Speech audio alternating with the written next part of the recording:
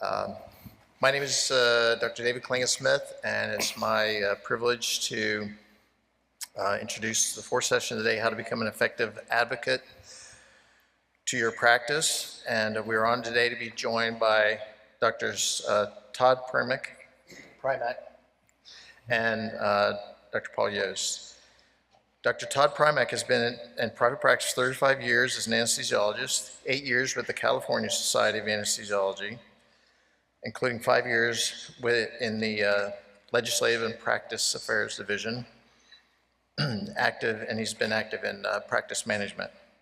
Dr. Paul Yost is the past president of the California Society of Anesthesiologists, the Orange County Medical Association, and is the current ASA Assistant Secretary, the former mayor of the city of Seal Beach, and a recovering politician. They will be speaking to us about how to become an effective advocate for your practice and your profession. Please join me in welcoming Drs. Primack and Yost. And I believe we're going to start with Todd. Primack. Yeah. Very good. Hello, thank you for staying late today with us. We've got two presentations from me. Our executive director was unable to make it, but he asked me to bring this to you as far as the important role that staff plays in advocacy. And then the second presentation I'll talk about is our experiences with grassroots advocacy in California and some of the things that we have tried, and give you a report that goes along with what's been happening with the CRNAs in California, which is really interesting stuff. And then we'll pass it along to Dr. Yost for his piece. So starting off with the important role that staff provides for us. Not every organization is lucky enough to have Warren Buffett or Hank Greenberg around for 70 years for longitudinal consistency. But we're very lucky. Julie does a great job with you folks. Dave Butler and Megan McNee are likewise. They provide us that consistency.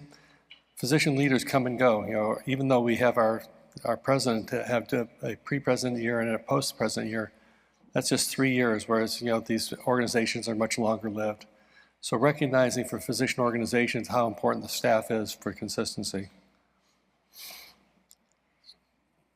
So our association staff, in addition to the physician interactions, also have interactions with the legislature. They've come up, staffing in the legislature.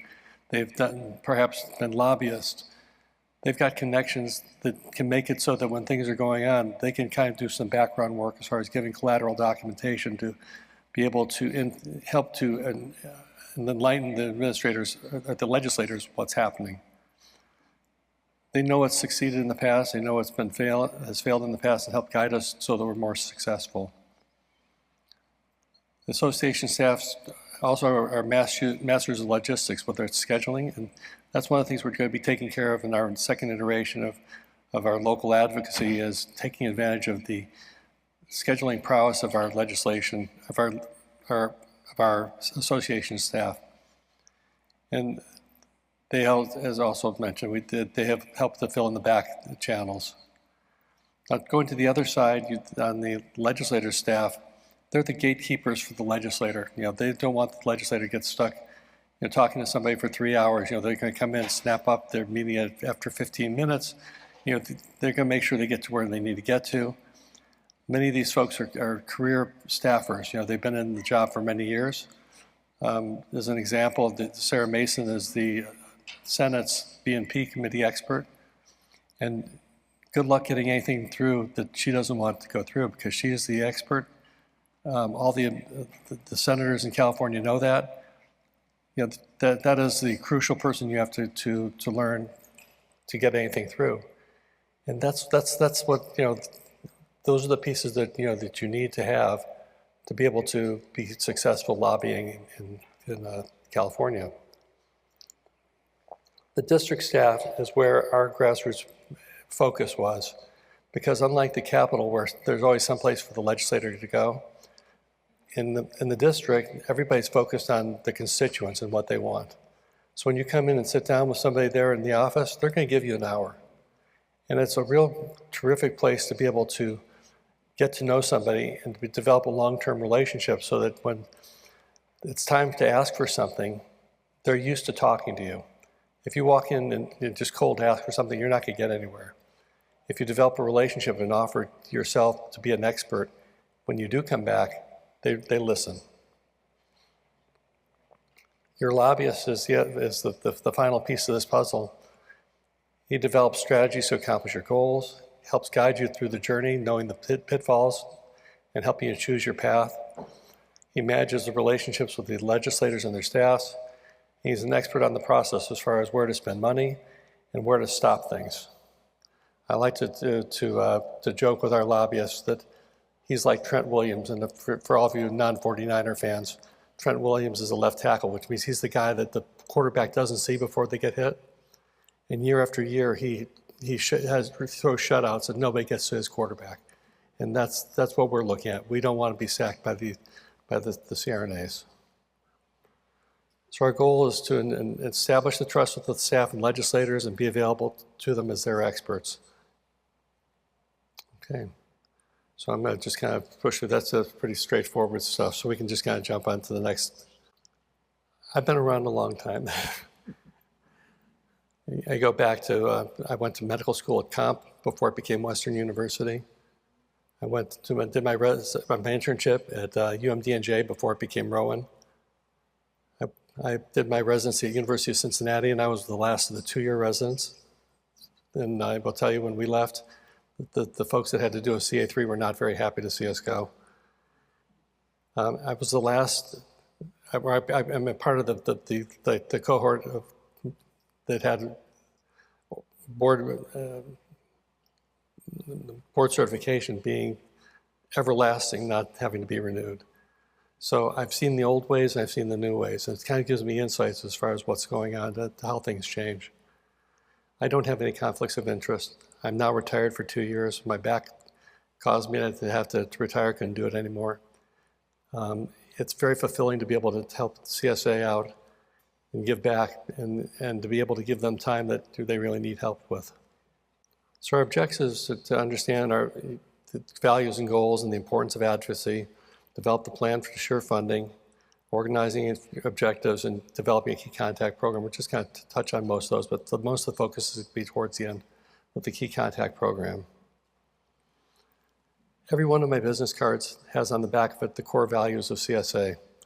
Number one, patient safety. And as we're having these discussions with the CRNAs, that's where our focus is. Their focus is on grabbing scope. We're focused on taking care of our patients and making sure it's as safe as possible. We believe in title transparency. We don't want people who are not physicians to call themselves doctor or to use titles which are physician equivalent like anesthesiologist. We promote physician-led anesthesia care, so that team effort, there are lots and lots of places around the state, including Stanford, UCLA, Kaiser, which are using a team model, which is anesthesiologists working with CRNAs. And in that model, you still have the expertise of the anesthesiologist, so we feel it's equally effective. If you had gone to Dr. Sessler's Rovenstein lecture in San Francisco in 2023, he'd have told you about the cost and impossibility of ever doing a study to prove that CRNAs are the same, better, worse, any of it, because it just takes too large of a cohort to do it. It just would be way too expensive, so it'll never be done. So the discussions, when the CRNAs say we're better, you can't prove it yes, you can't prove it no.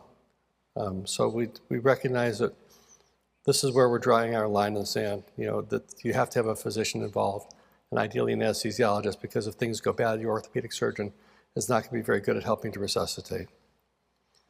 We want to protect scope of practice and assure adequate reimbursement to keep physicians employed in California. Couple of quotes, one from Cecile Richards, the president of Planned Parenthood. If you're not at the table, you're on the menu. You got to be involved. And Jess Unruh in 1966 said, money is the mother's milk of politics. And sure enough, that's why you have to have a PAC to be able to support people who support you. If you don't have time to support and do advocacy, I urge you to support others that do. So giving to your state PAC, your federal PAC, those are ways that you can help support advocacy, because it it's too important not to support. Advocacy requires money, whether it's paying your lobbyist, a public relations firm, supporting your politicians that share your values, all important. 7 years ago, CSA only had about $50,000 in the bank for advocacy. At the same time, their members were saying the most important reason why they've joined the organization was for advocacy. Number 2 was CME, which is great CME out in Hawaii. Today, after making in the adjustment, we raised our dues and we started allocating $125 per year per member to advocacy. We currently have a war chest of over $1 million. And the politicians in Sacramento know, going to CSA and listening to CSA, because they want to have that support, that support us and be supported themselves. So we started looking at where our goals have been. And for 2022 to 2024, we wanted to do title transparency and misappropriation. When I say misappropriation, the nurse anesthesiologist or the nurse cardiologist, it tries to confuse people. And the patients were getting confused. And 2022 goal was tried to implement in 23. We got hung up in the process. We went back and said, okay, we need to figure this out better. We did a survey of 1,000 people, and now we had the ability to, when we went in to talk to legislators, and they said, well, where's the problem? Yet nobody's proven it. That survey was able to show that patients were confused, and they wanted to have clarity. So we thought that we were on the right road, and yet we got hung up. First thing that happened was we had a crisis. We had a phone call from an anesthesiologist down in Modesto, California. And if most of you folks have probably seen some of the articles that have come out about Modesto, because we've had 2 hospitals in Modesto that have had immediate jeopardy findings from the California Department of Public Health, which is CDPH, who was doing the survey for CMS. And this is a big deal because CMS, if you lose certification, you lose all Medicare and Medi-Cal reimbursement. And if you don't have those, very commonly, nobody's going to want to go to you. So this one anesthesiologist came back to a surgery center, a surgical hospital, and he came into a place where all CRNAs were running it with no anesthesiologist at all. And he had no idea where to start, and we provided support. Now you think to yourself, why would people be providing support to a place that doesn't want anesthesiologists? But we felt it was more important to support the patients, that they have access to care, that they have safe care, than to trying to fight a political battle. We were able to get a hold of the documents, over 500 pages of findings. Many of them had nothing to do with the CRNAs, but when you look at the credentialing, which was inadequate because nurses are not used to the extensive credentialing that physicians get. In the state of California, to get a license, you're having to wait 6 to 8 months. And it's an exhaustive application that comes in. They're checking up on every aspect of you that they possibly can. The CRNAs, they just write down the day that they graduated from their program, became a doctor of anesthesia practice. And there just was no backup documentation of what was going on. We started reaching out, helping out. After the first finding at the Stanislaus Surgical Hospital, there was another finding against Doctors Medical Center in Modesto. We offered help there as well. They were pretty more functional, more able to take care of themselves. But that was we got sidetracked. At the same time, the CRNAs were putting out more and more public relations stuff on the web about how nurse anesthesiologists are the equivalent of anesthesiologists. You saw Dr. Harder's graphic from their PR, showing that that their training is the equivalent number of years, but they forgot to count the years we spend in college. So one of the things we recognized as California started seeing more and more money coming in from the AANA, or the American Association of Nurse Anesthesiologists, was how are we going to fight all the money that's coming in? We can all go looking for more deeper pockets, or we could look for better ways to do things. And that's where we looked to the ASA, where they had developed a Team 565. And what that represented is having a key contact person for every legislator. And because everything was happening in Modesto, when we got to our annual meeting in April, we were able to sign up 92 people to cover our 120. So we were a little bit short, but we had a lot of people jumping in and being willing to get involved. So I will tell you, going in to speak to a legislator is intimidating for most physicians. They're not used to talking to politicians. That said, most politicians are not used to talking to physicians. They're more intimidated and more in awe of you than you are of them. And you're coming in and saying, I'm not going to charge you anything. I'm just coming in to say, I want to be your advisor. I want to help you interpret what's going on. We're coming in not asking for anything, but offering to give.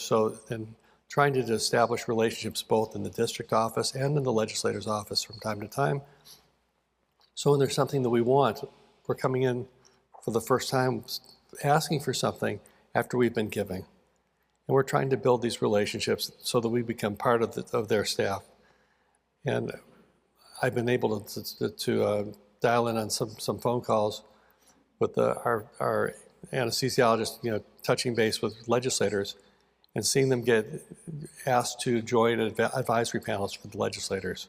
So it does work. So if you are looking for things that you can do in your own state to affect legislation, getting involved early, just getting to know the legislator and offering to give them something.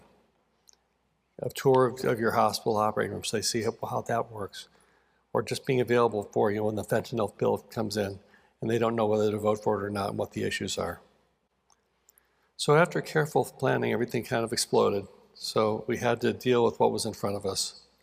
And to kind of give you an idea of what we were dealing with, there was a group of 3 CRNAs that sued the Attorney General, the Medical Board, and the Nursing Board. The case is called Palmer versus Bonta. It was over the use of the doctor title. Because California law says only physicians can use the doctor title in a healthcare setting. And the CRNA title, when you look at the CRNA training, their doctor of anesthesia, doctor of nurse anesthesia degree was an academic degree. It was not a clinical degree. And because of that, they should not be calling themselves doctor in the hospital. So that was one fight that we had. At the same time, the physician assistants proposed to change the business and profession code so they could do surgery independently once they were signed off by a surgeon. So, for all those surgeons that, spent 3 or 4 years learning how to do surgery, that apparently PAs these days can learn it a lot faster, do 4 or 5 cases, and they were able to go on their own without a surgeon supervising. The AANA and California Association of Nurse Anesthesiology proposed changes to Title 22 that required all advanced practice RNs to be admitted to the medical staff. When you look at the medical staff at a given hospital, there's a lot of decisions that are made about how things work that are local decisions that can be tighter than decisions that are made statewide. They're not allowed to be looser. They're not allowed to allow more people to do things, but they can have less people doing things. And that's the CANA and AANA were trying to make it so that it would be nearly impossible to stop the local hospitals from being able to block this scope drift. There are a couple of companies in the state of California, most of them based around the Fresno and Bakersfield area, where they employ only CRNAs. And in fact, the companies frequently don't even have a physician on their payroll. And if they do, it's maybe 1 or 2, with no physician oversight whatsoever. And one of the things that got Stanislaus Surgical Hospital into lots of trouble when they lost their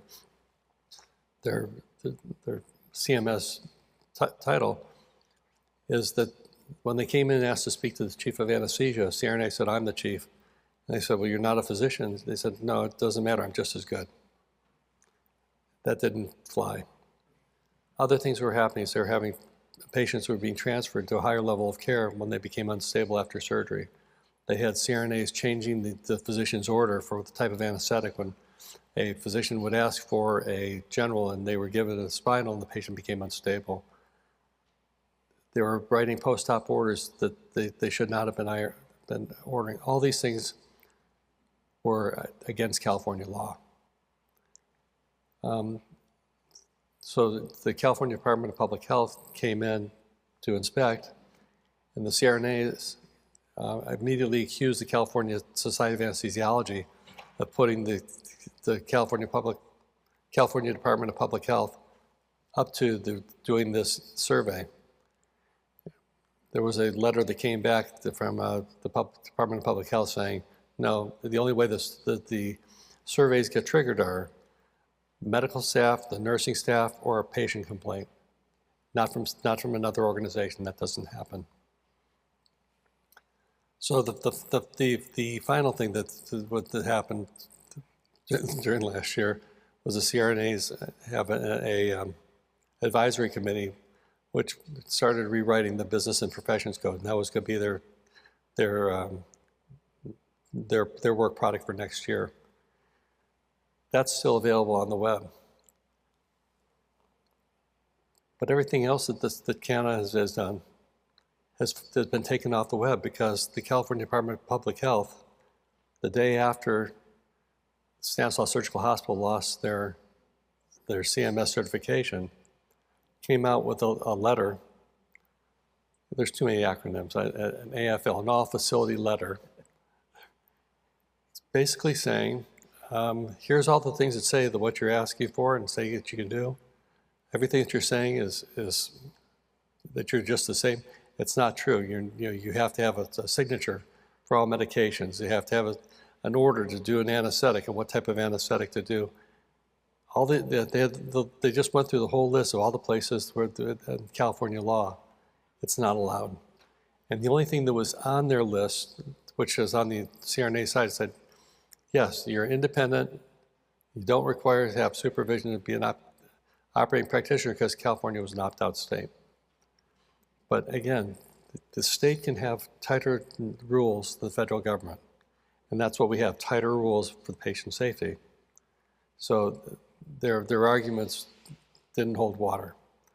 And I have to tell you, when this was 2 days ago, nothing made me feel better than after having a year and a half of fighting with the CRNAs to have vindication from the state regulators.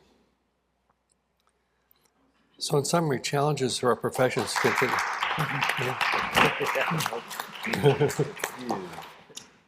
So our profession's going to continue to have challenges.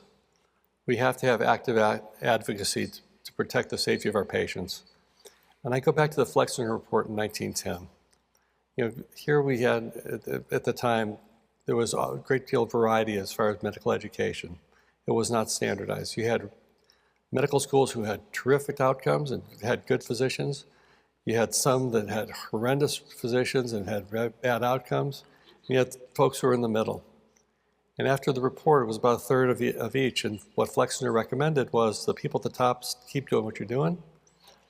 People in the middle, you have to aspire to go up to meet the quality of education for people at the top level. And the bottom third just close immediately. And I look at that and I think about all the training institutions we have in this country who do an exceptional job. And why is it that we're having nurses who, some of them don't even have online programs for a great deal of their education. A nurse practitioner to do family practice can do it online and then supervise 250 to 500 cases. How in the world is that a medical education? How could you be inserting them as being family physicians? It makes no sense. So I think we need to figure out a way to have another Flexner Report trigger to make sure that the same quality when you go into your family practitioner's office, you don't have to worry about whether they're a physician or a nurse, because the training needs to be able to take care of that. The second piece is we need to continue to keep non-physicians from misrepresenting themselves to the public. The public's confused, and they have every right to expect to have the medical profession be unconfusing to them. And in some ways, I feel badly for some of these CRNAs that are going through right now, because they're being told that they're just as good, if not better, than physicians. And what the CRNA AC had recommended for privileging and scope included radiology certification. They had all sorts of stuff that many anesthesiologists don't have. It made no sense. So if you've probably all seen the Dunning-Kruger effect, where when somebody knows a little bit, they think they know a lot. They don't realize everything they don't know. And then the more they learn, the more they become more realistic in what their skill set is, to the point where the people who are most skilled are the ones who believe that they have the biggest gap. They look and they see all the things that they don't know. And we need to be able to help get that modulation so that the people who are just starting recognize that they still have a lot to learn, rather than think that they know everything. Finally, we don't have enough anesthesiologists or CRNAs to fill all the spots that need to be done, whether it's the state of California or the US.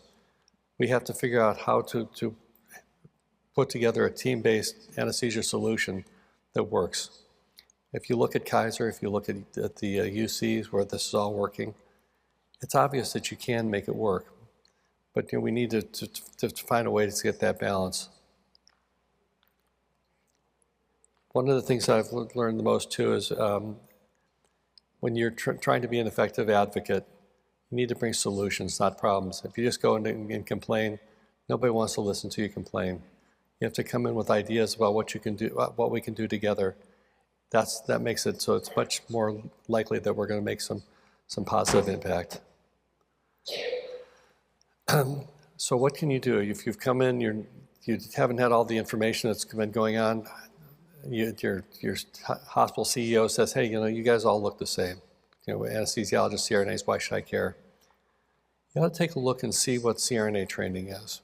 I have to tell you, I was pretty ignorant of it myself until I had to start thinking about what was going on and how to approach this stuff. You can still get an RN at a junior college. You can, for another year of course of classes, you can get your BSN. So you don't even have to go to a university. That last year is all online. The nursing degree, and I started looking at USC because we're the leader of CANA at the time was a USC faculty. And I looked at what their curriculum was for the BSN in nursing. There was a 1 year of introductory sciences and then 3 years of nursing theory. Somehow I don't see how that is in any way similar to what my undergraduate degree was, getting a degree in biochemistry, where my kids think I was crazy when they look at it now to see all the math and sciences I was doing it at once. And then I looked at the DNAP training, and you look at what USC has, and their capstone, it's laughable. When you look online at people's comments about the DNAP training, they can't believe it. But what's really disconcerting is to see that not just USC, but now if you go down to National University, which is supplying a lot of these CRNAs to the hospitals in Modesto, all this stuff is online. And they do the bare minimum cases, and there's no one who's certifying it. And it's a disservice to the person who's paying money for the education, and to the patients. Research your state law. There's lots of protections that are built in there. And I think the CRNAs just assume that nobody's going to read them, that they can kind of walk all over them. Develop relationships and educate your hospital CEO, because the fight's coming and we got to be ready for it. So thank you very much for your time today, and we'll take any questions after Dr. Yost speaks.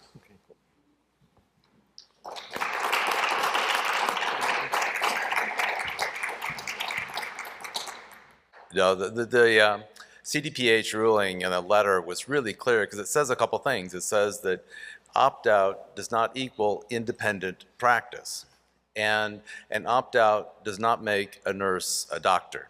It doesn't allow a nurse to write prescriptions, to diagnose conditions, and to provide and prescribe remedies for those conditions. Those are things that are inherent to we physicians, and I think it's very clear in that. I think that's really, really key. What I'm going to talk about is political advocacy in the form of political action committees. Can we portray that up on the screen? I do have some conflicts. I'm the former chair of the ASA PAC board. I'm currently the ASA assistant secretary. I am a physician anesthesiologist, so I obviously have a stake in the game, and I am a recovering politician. I spent 10 years in city government, 2 years on the planning commission and 8 years on city council. And I served as the mayor of my small town for a couple of terms. And so I kind of understand issues from the other side as well as from the person doing the asking, but as the person being asked. So I ended up getting involved in advocacy for anesthesiologists. I had Todd Primack's job for a while within CSA. So I began to kind of understand it from that level. So I sort of understand from both directions. I don't know if I'm really recovering because I did sign up to be one of the ASA officers and I ran for election and I did win. So I guess I'm only on step 6 out of 12, I suppose, and then maybe going in the opposite direction, but we'll see. And as part of what I'm going to do is I'm going to show a video, and it has a star who happens to be here in our audience, Dr. Harder. But I want to illustrate what PACs do and why it's important to support your political action committee. And when you listen to this video, this is a video that we did for our ASA PAC annual day of contributing, which is one day out of the year when we really try hard to get the most contributions humanly possible. And so this is one of our promotional videos that we did for that. And thanks to Dr. Harder, he does a wonderful job. But I want you to listen to the testimony of Dr. Marionette Miller-Meeks from Indiana, from the Midwest, as well as from Julia Brownlee from California as part of it. So go ahead and take a listen. And this is actual testimony from the congressional hearing at which Dr. Harder testified. But there are also two very powerful congressional advocates on behalf of ASA, Dr. Marionette Miller-Meeks and Dr. Julia Brownlee. And they were very strong on behalf of physician anesthesiologists and the role of physicians in the care of the veterans. This is from the Veterans Affairs Subcommittee hearing that was made public. So. Hello, I'm Ron Harder, President of the American Society of Anesthesiologists. As you know, we are in a highly competitive battle to protect our specialty and our patients. To be fair, the anesthesiologists have more training than a CRNA, is that correct?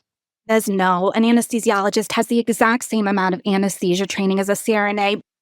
Same quality, no difference. Actually, I think maybe a little better.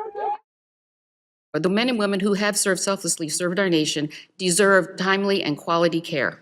All scientific evidence and multiple independent groups have concluded that that is CRNA care. Despite what you may see on social media from the AANA, we are winning. ASA defeated a well-funded, aggressive AANA campaign that tried to persuade the U.S. Department of Health and Human Services to implement a 50-state national opt-out, which would have eliminated the physician supervision requirement. For the 10th year, we blocked the VA Office of Nursing Services, the AANA, and their allies in their push to move the nation's VA hospitals to a CRNA-only model of anesthesia care. We strongly believe that VA's proposed move to a nurse-only model of anesthesia care is a solution in search of a problem. A solution that could risk veterans' lives, especially toxic exposed veterans. The team-based model is the best model and the gold standard. I think someone mentioned the gold standard in terms of healthcare. But when the proverbial hits the fan, I want an anesthesiologist in the room. And I have had many, many, many circumstances because I'm a cancer surgeon, or I've done a lot of cancer surgeries. And when someone's life's at the stake, I want the person with the highest level of training to be there. At the state level, this year alone, we partnered with our state components to defeat 12 AANA-crafted state independent practice bills.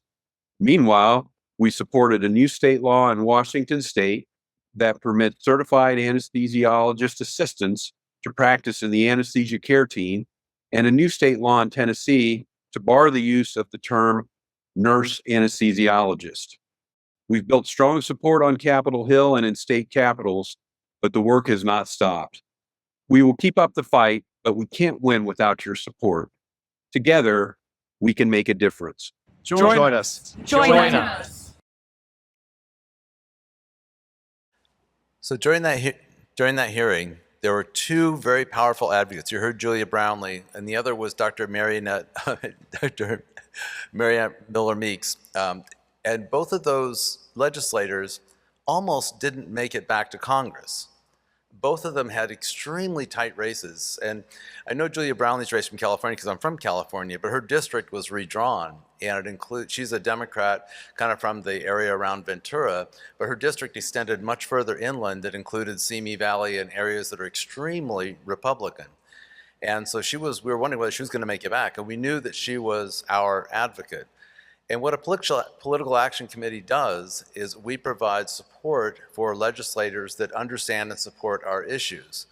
We put a ton of money into both of those races, both for Miller Meeks and for Julia Brownlee, and they both squeaked through, and they both made it into Congress, made it to this hearing, and were able to express our issues. And I can think of no better argument for why you should support your political action committee than that. And that is to have legislators who understand your issues, who are willing to stand up in hearings and to support you. Otherwise, we don't have anybody. I mean, if those two legislators have been replaced by people who were pro-CRNA, we may not have had a favorable outcome during this hearing. So to me, it's critically important. You know, some people say that, you know, politics is dirty. I don't want to deal with it. It doesn't affect me. How many of you work in academic institutions? I'm curious. Just raise your hand. How many of you know what the teaching rule was? Dr. Harder does. Well, I mean, I've been going to the legislative conference for the ASA for, gosh, probably close to 20 some odd years as a recovering politician anyway. But the teaching rule, this has happened in 2010, it's going 15 years ago now. But prior to that, anesthesiologists working in an academic institution who were supervising 2 residents in 2 different rooms could only bill for one of them. And it placed academic institutions at an enormous, you know, economic disadvantage. The teaching rule got rid of that so that they could actually bill for both cases. And the teaching rule allows academic institutions to actually function financially. And that was the #1 issue for ASAPAC at our LEDGE conference for going on probably 8 years. That was the one thing that we would ask the legislators to do, is to support the bill that got rid of the teaching rule. And for people in academic institutions to not support political action committees, I'm like, come on, you know, this is your bread and butter. This is what actually funds your department. So to me, being involved in politics and being involved in advocacy, it's just part of what you do. It's like breathing. And because we're kind of short on time, I'm going to kind of stop there, but I will take questions, and I'll add a couple things. Dr. Primack did a fabulous, wonderful job with what he did. And one of the comments I would make, and that is about bringing residents and medical students in to be legislators. More powerful than me going in. I go in to see a legislator, they see me coming. I've been there 100 times, 20 times, they know me, they know my face, they know what I'm gonna say.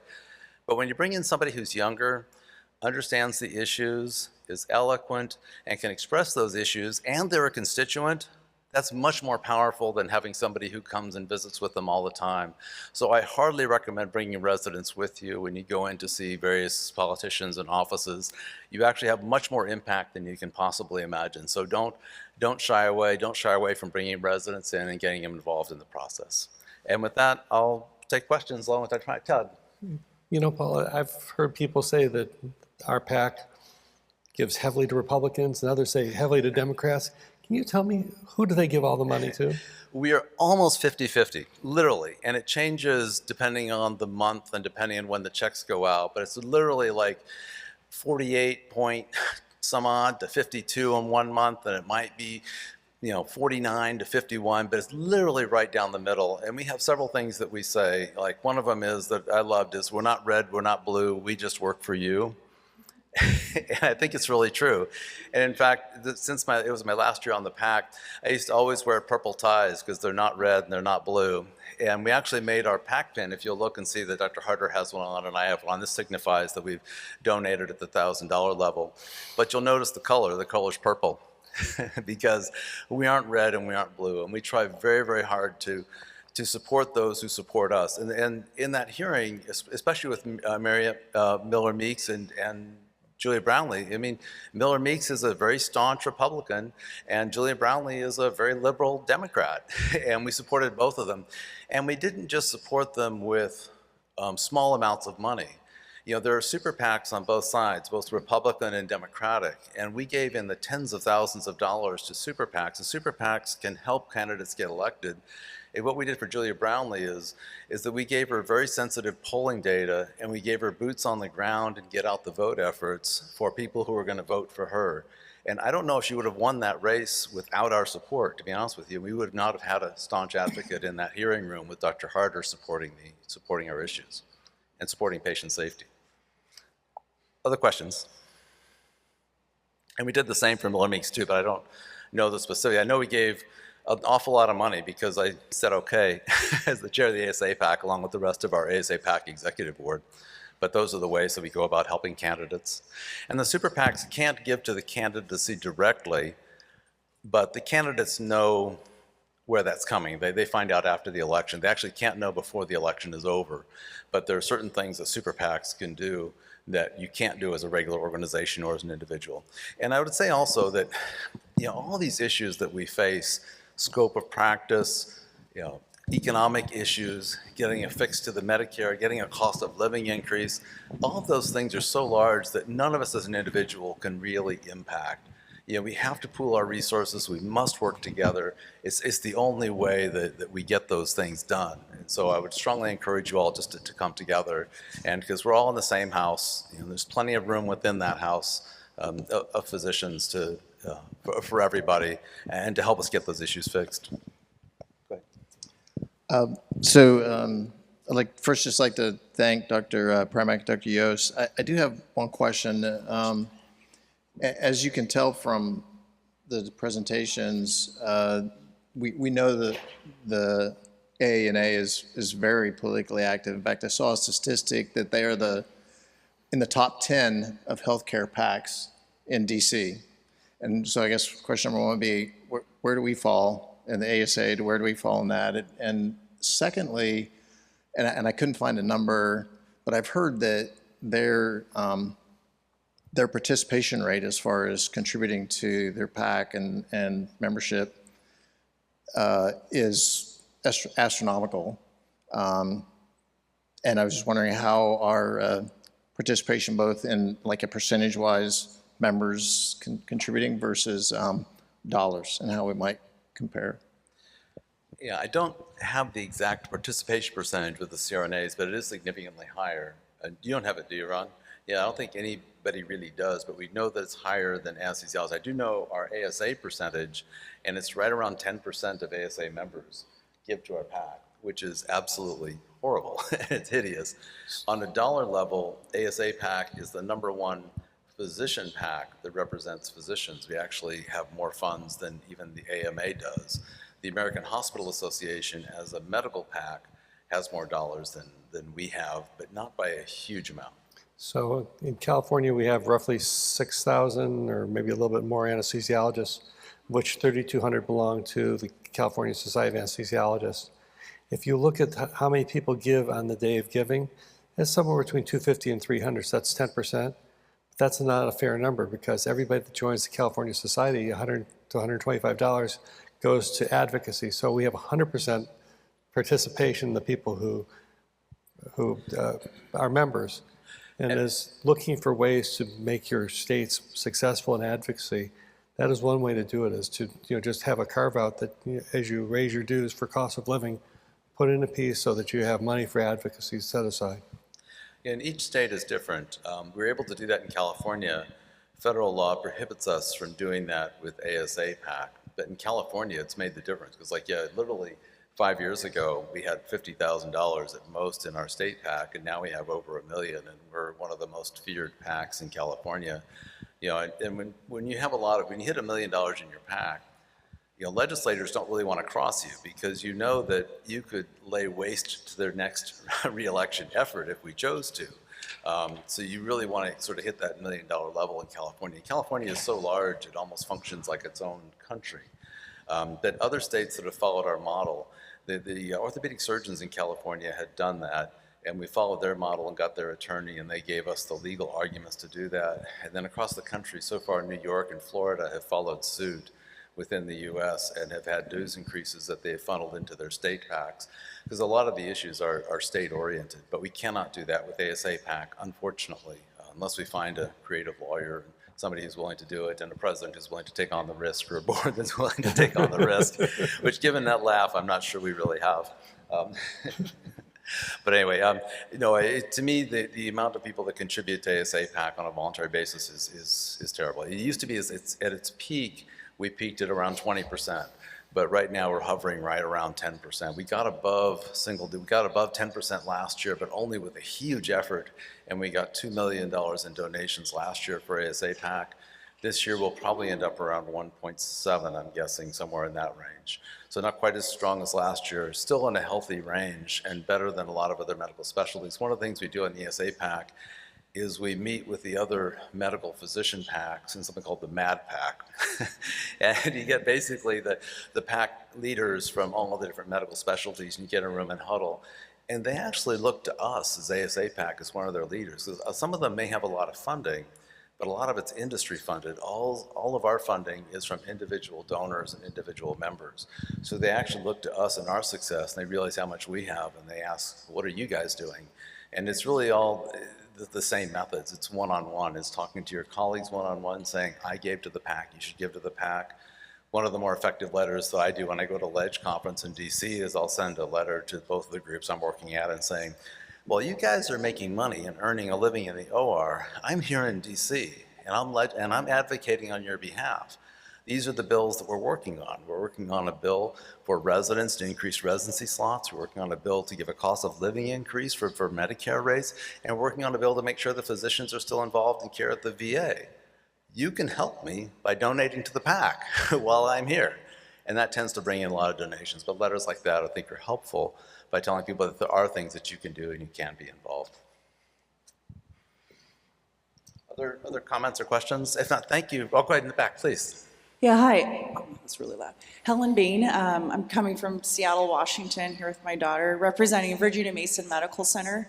So just a quick snapshot. So we have, as of today, 41 faculty. These are permanent staff. 41 faculty, 52 CRNAs. This does not include per diem.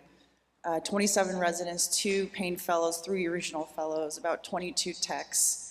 So the dynamics are very interesting. It's cyclical based on the advocacy from those who go to an AANA conference and come back home.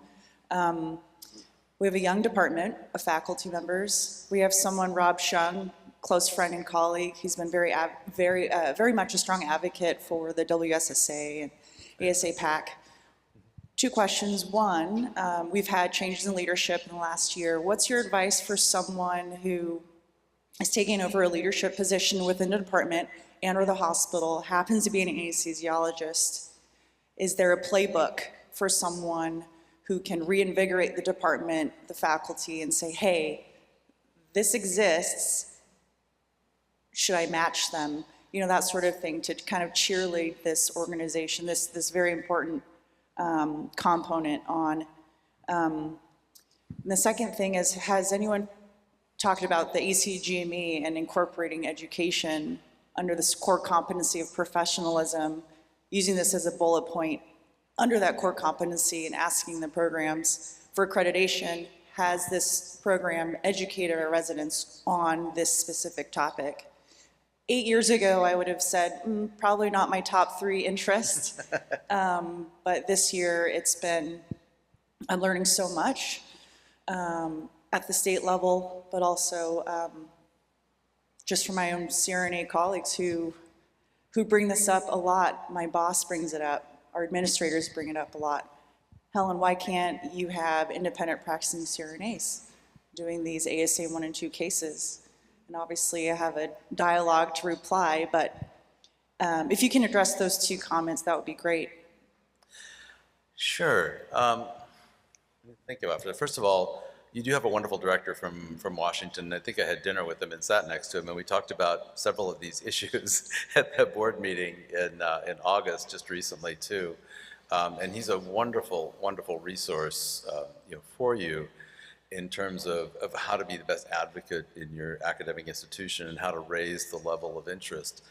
And I would say that it really takes just one person to make a difference, and to bring the issue forward and to explain the issues. Definitely on the ASA PAC website, we have a lot of resources, something called PAC excuses, where people don't want to give to the PAC, and what your response to those types of things would be.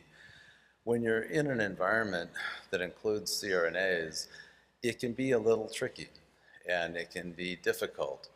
And I think you have to have some degree of empathy, but I think you have to have some degree of firmness too, that we firmly believe that care is better in a care team model with a physician involved.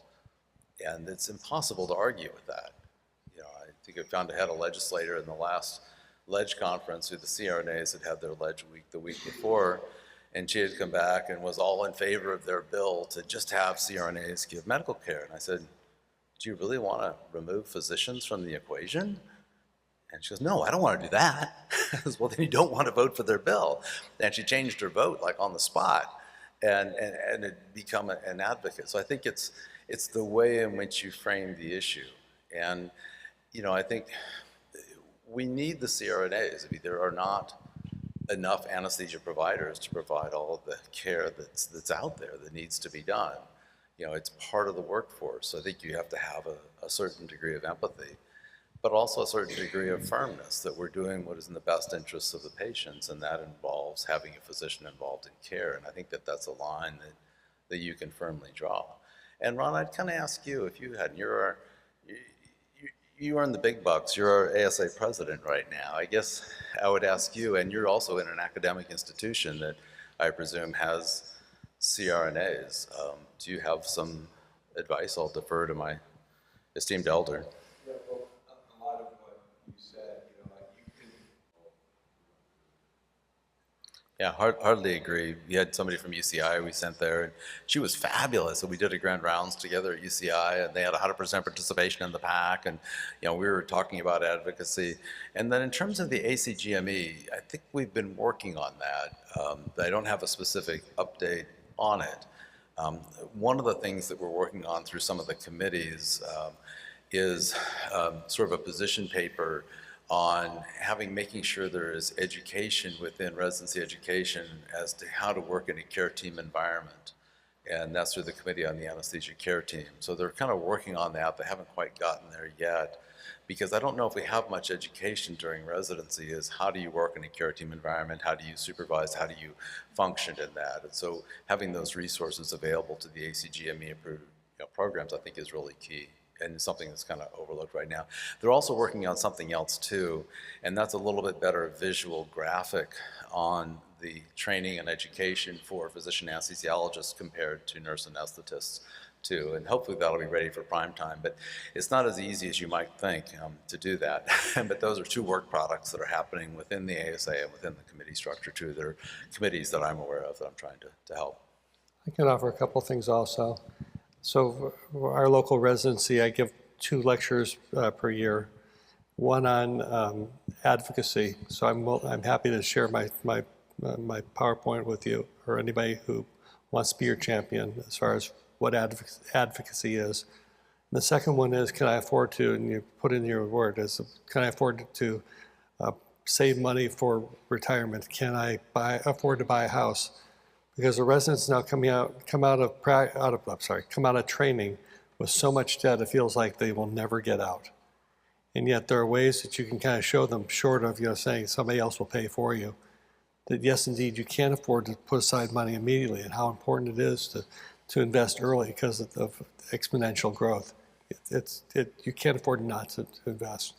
But there are things that, the places where you can skimp on money a little bit and make it so that you can pay down your debt. And likewise, I'll be happy to share that. Last year I added a calculator in so that the residents could put in how much they wanted to spend for a house, how much they wanted to spend on a car, and be able to show them that, yes, that they're going to get out of debt.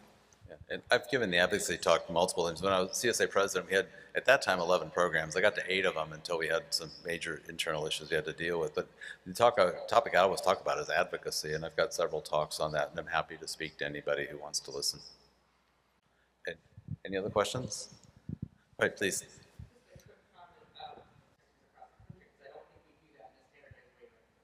Yeah, hardly agree. As I've gone through all the medical staff leadership positions within Children's Hospital of Orange County, from all the way up to including chief of staff, and having to involved in credentialing all along the way, I hardly agree with you. And one of our previous ASA presidents, I don't want to say my favorite because I actually love Ron Harder, but was Jane Fitch. And Jane Fitch was a nurse anesthetist, went back to medical school, became a doctor, and then became an anesthesiologist. And what she would say is, I didn't know what I didn't know. Yeah, and it is the Dunning-Kruger effect. It's like the less you know, the more certain you are of the answer. And the more you know, sometimes the less certain you are. So I want to thank you so much for inviting us to speak and for considering this topic at your conference. To me, it's a critical topic, and it's a part of your practice. It should be advocacy. It's not just, practicing medicine, practicing anesthesia is a continually learning process. I mean, like when I started, I'm old, but I'm not that old. But when I started, we didn't have SIVO, we didn't have propofol, we didn't have LMAs, we certainly weren't using ultrasound for everything. And I learned about all of those things through ASA, through CSA, through organized medicine. So it's a continual learning process, but you also have to be involved in advocacy. It's your future, and if you aren't involved, nobody else will do it. So anyway, thank you all for inviting us.